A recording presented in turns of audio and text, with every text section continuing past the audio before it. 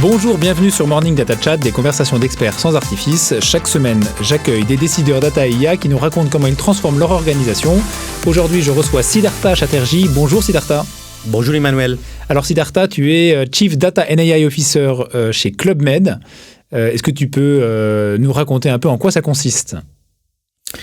Bien sûr, donc je suis arrivé en 2022 en tant que Chief Data and AI Officer avec un mandat pour mener la transformation data et IA du Club Med.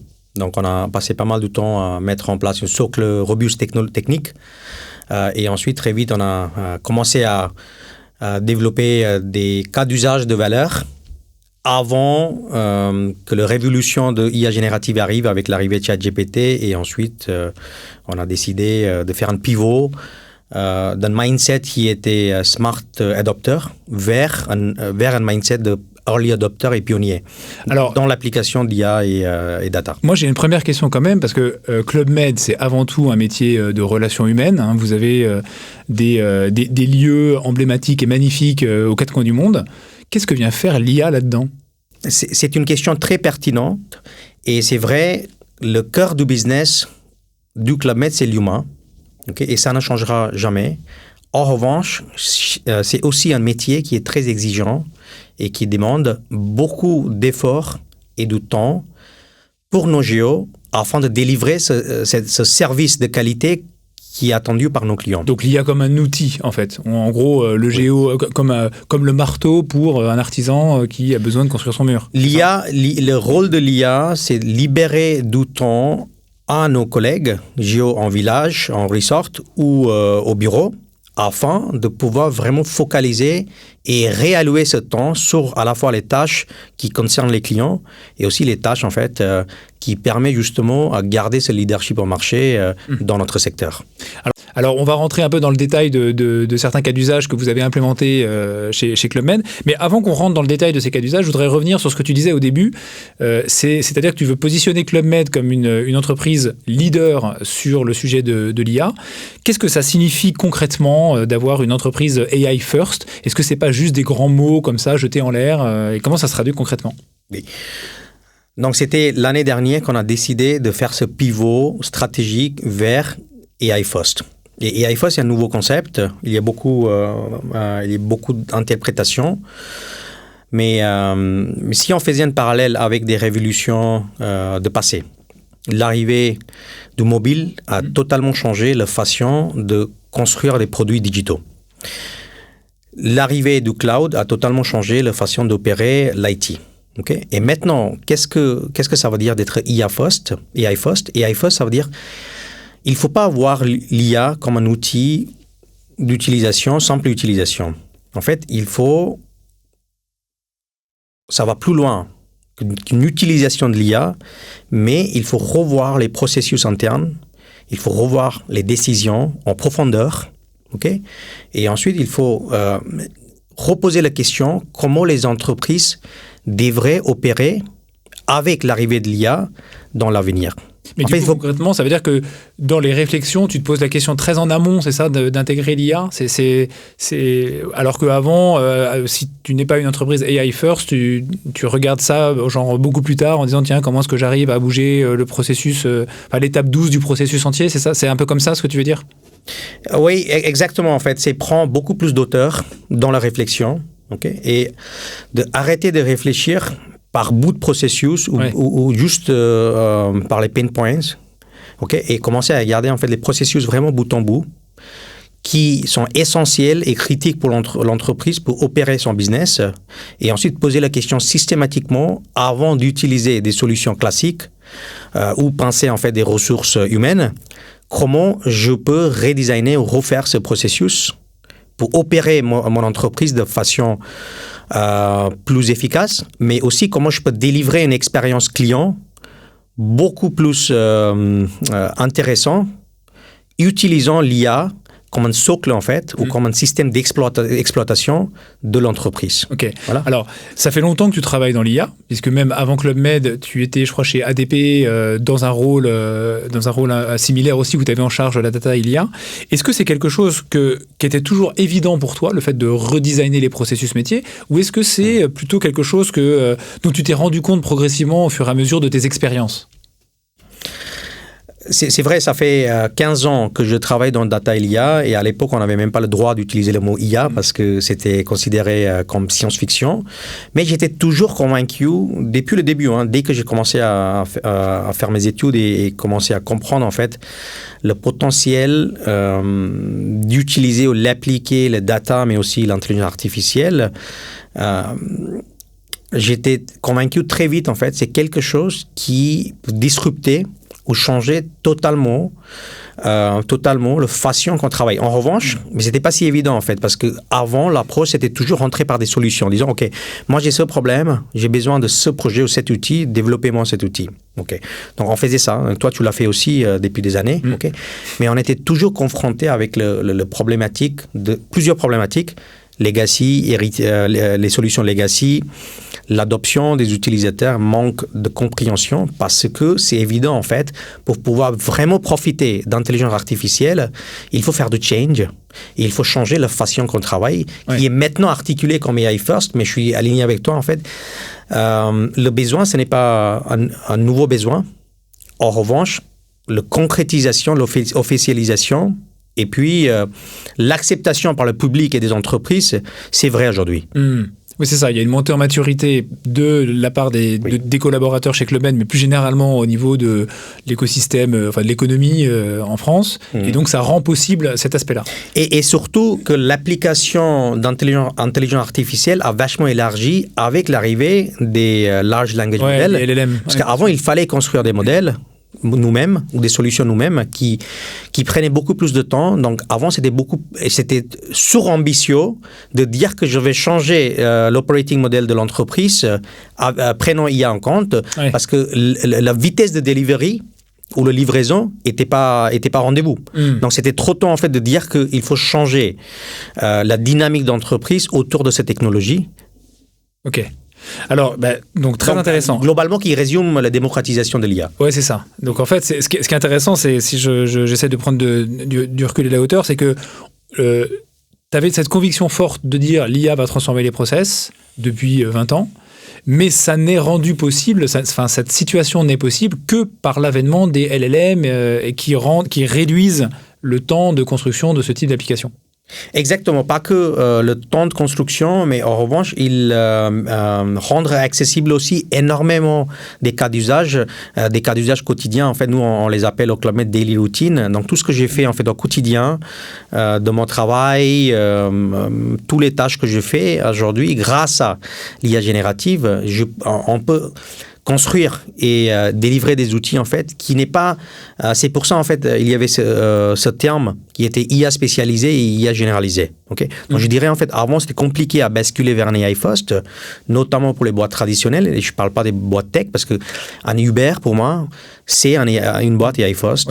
Un Google c'est une boîte AI first, okay? Parce que le business model de ces entreprises sont construits sur la base de l'intelligence artificielle. Mais pour les boîtes plus normales ou qu'ils ont dans d'autres business que la technologie, c'était trop tôt. Ouais.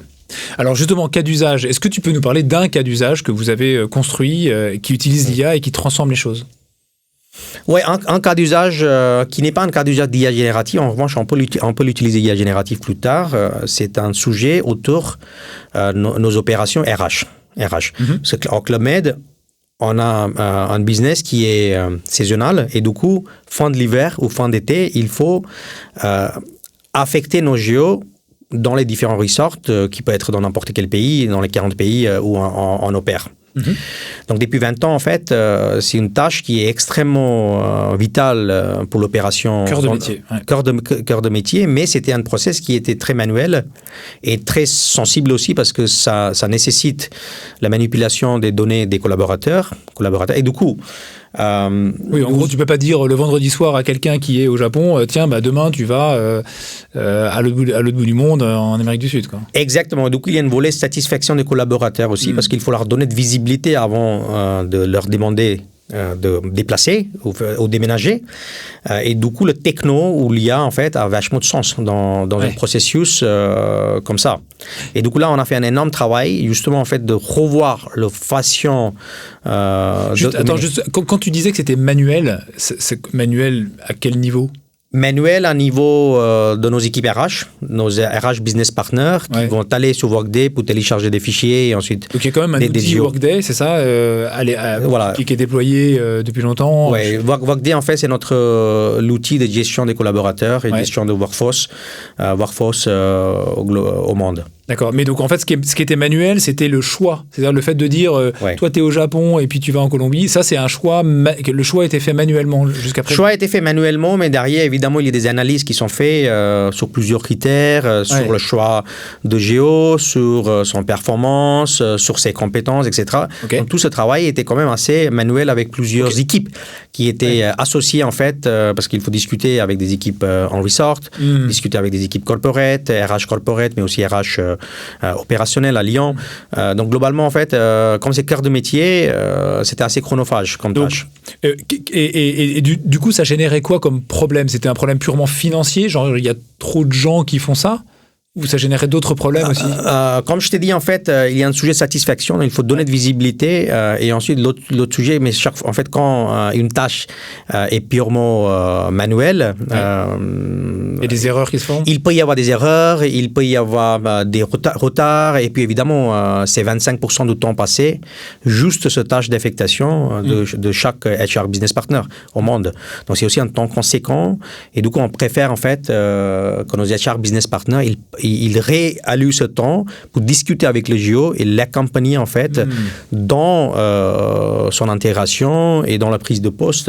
Donc l'idée c'était comment refaire ce process avec du ML et ensuite automatiser au maximum, bien sûr avec l'humain toujours en supervision. Et aussi protéger ces données. Et du coup, c'est là où on a travaillé avec Sens, le joint venture entre Google et Thales, justement pour protéger ces données de Géo, afin de développer un algo qu'on a appelé GeoMatch, et du coup, qui va utiliser un algo de matching qui s'appelle mariage stable, et ensuite appliquer en fait pour trouver des meilleures affectations ou des meilleures combinaisons entre une liste des Géo et une liste des positions où il faut faire ces affectations. Et donc j'imagine que la qualité de la prédiction dépend beaucoup de la qualité de la donnée à l'origine. Comment elle était la donnée avant que tu branches un outil automatique là-dessus ? C'était, en fait, il y avait deux sujets primordiaux pour régler avant de mettre en production un tel sujet, qui est cœur de métier. Le premier, évidemment, c'était la disponibilité de données, donc la qualité de données. Donc là, on a fait... disponibilité et qualité, c'est deux aspects que tu peux dissocier. Tu peux avoir la donnée disponible mais dégueulasse, ou tu peux avoir la donnée très propre mais pas disponible. Du coup, on avait les deux problèmes. C'est-à-dire que les critères qu'il fallait pour faire l'algorithme, il y avait des données qui étaient manquantes, donc il faut aller chercher ou il faut bouger un petit peu la gouvernance pour que des gens ils commencent à alimenter ces données dans Workday. Et après, il y avait aussi des cas en fait où les données étaient pas correctes et du coup, il faut redresser la qualité de données. Ouais. Donc, ce travail data management et qui a une implication directe sur la façon de développer les solutions parce que il faut qu'on choisisse les critères qui soient à la fois acceptables par le métier, mais aussi qu'on a des données suffisantes pour développer une telle solution. Donc, c'est vraiment un sujet d'optimisation. Et l'autre sujet qui était primordial, c'était justement de co-construire tout ça avec nos équipes RH, avec les experts RH, parce qu'il faut prendre en compte aussi beaucoup, notamment quand on va choisir les critères d'affectation et les pondérations autour de ces variables. En fait, ce n'est pas purement mathématique. Il faut itérer beaucoup avec les experts qui font ce métier et ensuite arriver avec des résultats qui soient satisfaisants mathématiquement, mais aussi humainement. Ouais. Alors, sur le premier sujet de la data, combien de temps ça prend pour rendre disponible et augmenter le niveau de qualité à un niveau suffisant pour construire cette application-là ? Combien de temps ça t'a pris ? Mais je peux te donner, je peux pas te donner la répartition de temps étape par étape. En revanche, pour moi, c'est un projet qui a été réalisé dans un temps record. Parce que ça touche le cœur de métier et puis c'est complexe. Donc depuis l'idée est arrivée, discutant avec le VP RH opérationnel et aussi le patron d'opérationnel Monde, jusqu'au mise en place en pilote, environ entre 8 et 9 mois. Waouh. Et du coup, dedans, il y a toutes les étapes, évidemment, de cadrage, le process redesign, et ensuite le data management avec la qualité, avec la gouvernance, et ensuite, justement, toute l'itération avec Human in the Loop pour construire cette solution. Et dernier point qui est très important, on a mis à disposition la solution directement dans Workday où nos partenaires RH, ils ont l'habitude de travailler parce que c'est l'outil officiel de gestion de workforce. Et donc ça, c'est un point très important pour les auditeurs aussi. Si vous voulez développer des solutions qui vraiment, en anglais, on dit « move the needle », mettez la solution directement dans l'endroit où des gens, ils ont habitude de travailler. Parce que chaque fois, en fait, vous allez créer un nouvel outil et vous demandez les collaborateurs d'aller utiliser cet outil et ensuite derrière essayer de générer d'adoption, ça marche rarement en fait parce que faut toujours en fait consolider des choses et c'est là en fait on parle de transformation parce que si on garde les outils traditionnels et on continue de travailler et on commence à créer un portefeuille ou un pipeline des outils avec nouvelles technologies, en fait on ne transforme pas. Et comment tu fais pour changer Workday? Parce que Workday c'est un produit sur le marché et donc tu n'as pas forcément accès à la roadmap R&D ou tout ça, non? On a une relation, notre SIRH il a cultivé une relation très forte avec Workday. Et du coup, justement, ce projet, en fait, il y a beaucoup de parties prenantes, y compris Workday, avec qui on a travaillé. Ils ont aussi très ouverts à faire l'innovation. Ils nous poussent aussi pour aller ce genre de solutions. Donc, il y avait évidemment un travail interopérabilité entre Sens et Workday. Et ensuite, on a travaillé aussi avec des experts UX de Workday, justement, pour mettre en place des interfaces ou une user experience qui soit adaptée pour nos collaborateurs. Alors du coup, une fois que tu le mets en prod, comment tu sais que ça marche mieux? Pour rassurer que ça marche mieux, déjà il y a des questions no-brainer, c'est-à-dire que quand il y a quelque chose que je faisais en fait, avec beaucoup de difficultés, que maintenant j'ai des propositions de Workday qui arrivent et j'ai besoin de sélectionner, après j'ai toujours possibilité aussi de changer en fait en fonction de réalité terrain. Ouais. Donc déjà il y a... Ça reste une proposition, il n'y a pas une décision automatique de l'outil, voilà. On est d'accord. On est d'accord. Et du coup, déjà, un niveau de satisfaction, c'est important. C'est un process qui est beaucoup plus fluide et transparent. Satisfaction du RH, de la personne RH et aussi, du GO. Et aussi GO. Et j'espère que le client aussi. Comment tu le mesures? Avec des sondages, avec des discussions. Et déjà, en fait, on ne lance pas un truc si en POC ou en pilote, nos parties prenantes, nos utilisateurs ne sont pas vraiment satisfaits. Voilà, donc c'est hors question de mettre quelque chose en production si ce n'est pas accepté et satisfaisant pour les utilisateurs, numéro 1. Et ensuite, numéro 2, avant de concevoir ce genre de projet, il faut aussi se mettre d'accord sur les indicateurs ou le KPI de succès. On se base sur OKR. Ouais. Du coup, on avait un OKR qui était défini où cet outil, à la fois, il y avait un sujet de rollout, c'est-à-dire qu'il faut déployer la solution pas uniquement dans un marché, mais partout au monde. Okay. Et ensuite, au moins 70% des affectations devraient passer en fait par cette solution. Ouais, c'est ça. Donc tu définis les OKR, dont le taux d'affectation qui passe par cet outil-là. C'est ça. Et 70%, c'est affectation sans modification. Parce que j'imagine que dans la vraie vie, le diable se cache dans les détails. Et donc, il y a toujours des cas particuliers. Aujourd'hui, on est sur un taux d'acceptation à 40%. OK. Et donc, il y a des propositions 90%, ou même plus, parfois on n'a pas assez de candidats, 90% des propositions sont pertinentes, et après, en fonction de la réalité de terrain, il peut y avoir des changements. On propose toujours quelques options, et parfois, en fait, les options ne fonctionnent pas. Donc, aujourd'hui, on est sur un taux d'acceptation de 40%, qui est déjà quand même beaucoup, sur une masse globale d'affectation de plusieurs dizaines de milliers. Oui, c'est ça, c'est énorme. Alors, je reboucle avec le sujet du début qui est le fait de redesigner le processus, les processus métiers dans leur ensemble. Est-ce que c'est un projet que vous avez mené en appliquant ce principe de redesign total des processus end-to-end ou alors est-ce que c'était trop tôt ou est-ce que c'est un projet qui vous a servi justement pour aboutir à cette méthodologie de redesign de processus?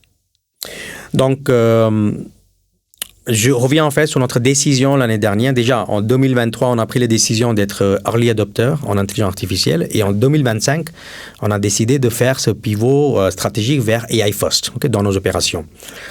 Et du coup, on s'est dit, en fait, quelle est la base de pouvoir faire ce pivot, et on s'est dit qu'on ne peut pas faire un pivot où on demande des gens d'utiliser IA, etc., si on leur laisse en fait continuer à faire des choses manuellement, notamment sur les tâches qui sont chronophages. Et du coup, là, il faut commencer à regarder les processus bout en bout, mais comment le faire à grande échelle? Ouais. Donc, pour ça, il faut construire une gouvernance. Et c'est là, en fait, j'ai fait un petit parallèle aussi avec notre métier d'agence de voyage, où on a des Travel Experience Designers qui vont vraiment designer l'expérience du voyage pour nos clients. Donc, je me suis dit, en fait, et ce sont des experts de notre produit, nos resorts, et aussi des clients. Donc, ils comprennent parfaitement qu'est-ce qui se passe dans le cerveau de client et dans nos resorts. Et donc, s'il faut refaire des process, il faut quelque part redesigner ces process. Et donc, il faut solliciter ou il faut responsabiliser des gens qui sont experts de ces process, soit en RH ou en finance, en juridique, en sales, marketing, etc. Donc, ça, c'est le meilleur endroit, en fait, dans le métier d'aller chercher des profils. Et donc, on a fait un appel, on a sollicité nos collaborateurs monde qui vont être process designer. On a eu beaucoup de candidatures. OK. Et ensuite, dans un temps 2, on les a embarqués, évidemment. Donc, un premier batch avec vingtaine de process designers qui ont levé la main pour travailler avec nous sur ce sujet. Et ensuite, on les a formés à la fois sur les bases d'intelligence artificielle, mais aussi Lean Management ou Six Sigma.